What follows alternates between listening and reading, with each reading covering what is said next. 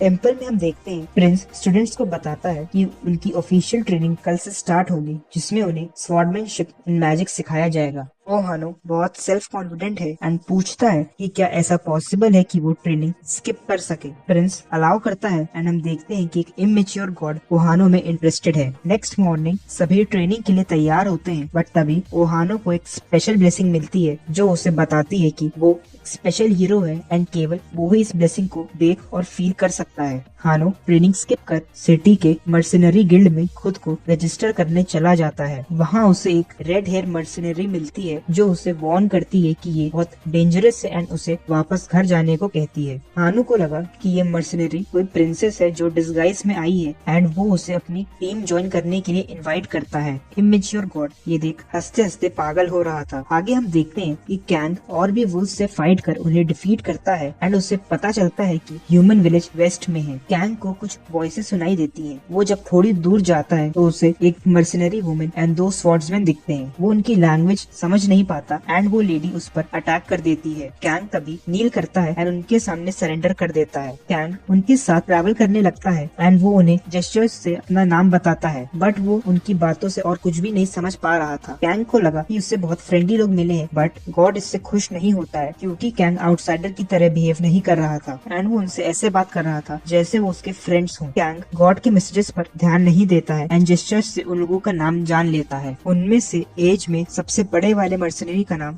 Gary है। वो शायद उस ग्रुप का लीडर है जो अपने साथ एक बहुत बड़ी स्वॉर्ड कैरी करता है। यंग मर्सिनरी का नाम पोल है। उसकी बॉडी स्ट्रॉन्ग है एंड वो हंसता रहता है। वो डुअल हैंडेड है एंड 2 स्वॉर्ड्स कैरी करता है। वुमन का नाम मीसा है एंड वो लॉन्ग रेंज अटैकर है। तभी वहाँ कुछ नल्स आ जाते हैं। कैंग उनसे फाइट करने जाता है, बट उससे पहले टीम के बाकी लोग नल्स पर अटैक कर देते हैं। वो कैंग को प्रोटेक्ट करने लगते हैं। कैंग मीसा को एक नल के अटैक से बचाता है। टीम की विक्ट्री होती है, बट किसी रीजन से बाकी लोग खुश नहीं थे। मीसा कैंग को शूट करती है। हम उनकी बातों से समझते हैं कि वो कैंग को फाइट करते देख समझ गए थे कि वो कितना डेंजरस है एंड मीसा से बेटर फाइटर है, बट वो उसे एज अ स्लेव सेल नहीं कर सकते थे जो कि उनका ओरिजिनल प्लान था। तो अब वो उसकी सारी चीजें सेल करना चाहते थे। कोल कैंग के पास उसे फाइनल ब्लो देने जाता है, बट तभी कैंग की स्टेटस विंडो उसके सामने आ जाती है। ऐसा तभी होता है जब या तो स्टूडेंट ने उसे खुद शेयर किया हो या उसकी कोई स्पेशल ब्लेसिंग हो या वो जिंदा हो। कैंग तभी अचानक से उठता है एंड एक ही अटैक से कोल का मर्डर कर देता है। गैरी भी उसके सामने टिक नहीं पाता एंड वो उसका भी मर्डर कर देता है। मीसा कैंग से माफी मांगती है, बट कैंग उसे भी नहीं छोड़ता। कैंग बताता है कि उसने मीसा की स्टेटस विंडो देखी थी एंड उसके पास भी ब्लेसिंग थी, बट वो कोई हीरो नहीं थी। कैंग से कॉमन मान के विलेंस के सारे कॉइन्स लेता है एंड अपनी जर्नी कंटिन्यू करता है। टेम्पल में मैजिक ट्रेनिंग चल रही है एंड एथेना स्टूडेंट्स को बताती है कि मैजिक सीखने के लिए सबसे ज्यादा इम्पोर्टेंट टैलेंट है जो कि blood line and educational connection से आता है एंड उसके स्टूडेंट्स बनकर वो सब उससे कनेक्टेड हो सकते हैं। यूबोरा एथेना से पूछती है कि जिसके पास ये दोनों नहीं है क्या वो भी मैजिक सीख सकता है, जिस पर एथेना इसे पॉसिबल बताती है एंड उससे अपना फर्स्ट स्टूडेंट बना लेती है एंड उसे मैजिक ओथ लेने को कहती है। यूबोरा को रैंक सी की ब्लेसिंग मिलती है। हम जान पाते हैं कि अगर किसी के पेरेंट्स या टीचर के पास मैजिक की ब्लेसिंग नहीं है तो वो विज़र्ड नहीं बन सकता। इतना बताती है कि एक एवरेज मैजिशियन ब्लेसिंग का यूज करता है एंड इसे व्हाइट मैजिक कहते हैं। वहीं ब्लैक मैजिक वो है जिसमें मैजिशियन अपनी बॉडी को फ्यूल की तरह यूज करता है एंड उसके पास कोई ब्लेसिंग नहीं होती। हमारा हीरो कैंग विलेज पहुंच चुका है एंड वो गाइड को ब्राइब कर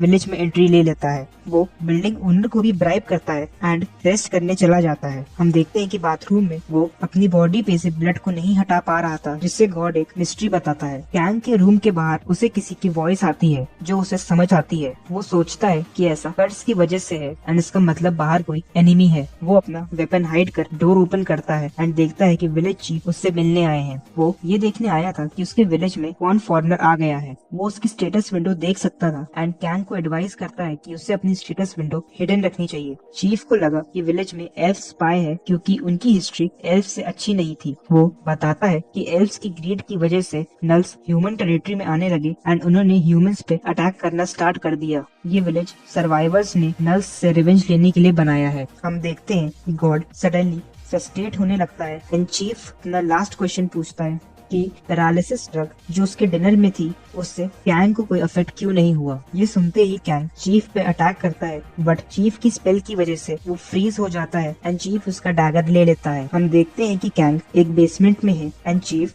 एल्फ से एंग्री है एंड उसने उन्हें सीलिंग से हैंग कर रखा है। चीफ कैंग से उसकी स्टेटस विंडो देखने के लिए कहता है। उसका नाम क्रिम्सन है। उसके पास मैडनेस की ब्लेसिंग है एंड फेरी सी का कर्ज है। इस कर्ज से चीफ एल्फ का एनिमी बन गया है एंड उसका लाइफ स्पैन कम हो गया है। हम जान पाते हैं कि वो एक ब्लैक मैजिशियन है एंड अपना लाइफ स्पैन इंक्रीज करने के लिए उसे किसी न किसी को सैक्रिफाइस करना पड़ेगा एंड आज वो कैंग होगा। कैंग चीफ को बुलाता है एंड उसे लगा कि कैंग उससे अपनी लाइफ की भीख मांगेगा एंड वो खुशी में एल्फ्स को मारने लगता है। कैंग चीफ से कहता है कि वो उसके एक्शंस को समझता है एंड इस पाथ पे चलना उसके लिए आसान नहीं रहा होगा। चीफ ये देख बहुत खुश होता है कि फाइनली कोई उसे समझता है। खुशी में वो खुद को आउटसाइडर बोलने लगता है। चीफ खुश होकर कैंग को छोड़ एल्फ्स को सैक्रिफाइस करने के लिए चला जाता है। वो एक एल्फ जो चेन्स में बंधा था उसे मैजिक सर्कल पे सैक्रिफाइस करने के लिए डाल देता है। सैक्रिफाइस से पहले विक्टिम की कंसेंट चाहिए होती है जो कि उसे मिल जाती है क्योंकि वो एल्फ से कहता है कि उसके सैक्रिफाइस के बदले में वो उसकी गर्लफ्रेंड को छोड़ देगा। सैक्रिफाइस के बाद कैंग सोचता है कि चीफ अभी भी वैसा ही दिख रहा है, जिसपे वो बताता है कि वो ह्यूमन नहीं है।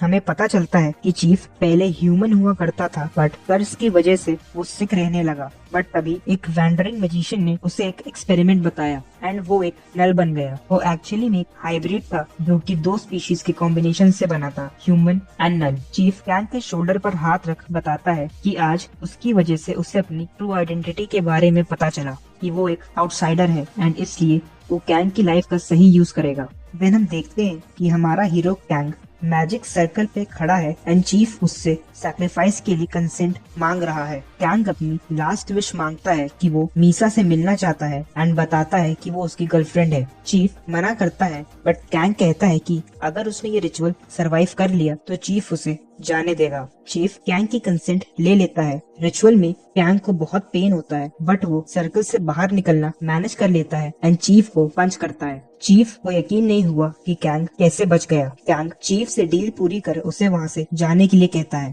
कैंग अपना डैगर लेता है एंड एक ब्लू हेयर्ड एल्फ को फ्री कर विटनेस के लिए उसे वहाँ से लेकर भागता है। तभी चीफ ब्लैक मैजिक यूज करता है बट वो एज करने लग जाता है एंड सोचता है कि कैंग के पास ऐसा कौन सा स्टेटस है जिससे वो उसके मैजिक से भी हर्ट नहीं हो रहा है। तभी कैंग पर एक अटैक होता है। क्रिम्सन डेड है बट उसका नल हेड अभी भी जिंदा है। वो उसकी बॉडी को कंट्रोल कर रहा था बट कैंग ठीक था एंड वो चीफ का मर्डर कर देता है जिसमें वो एल्फ उसकी हेल्प करती है। कैंग प्रिजनर्स को फ्री कर देता है एंड गार्ड्स को बुला लेता है। ऐसा लगा कि सब ठीक है बट एल्फ्स अभी भी कैंग को अपना एनिमी मानते थे। वहीं दूसरी तरफ हम देखते हैं कि टेम्पल में नए मेंटोर्स एंड मैजिशियंस आने लगे हैं जो कि हीरो के मेंटोर होने का ऑनरेबल टाइटल चाहते थे। एक्सप्लेनेशन पसंद आया हो तो वीडियो को लाइक करें, चैनल को सब्सक्राइब करें।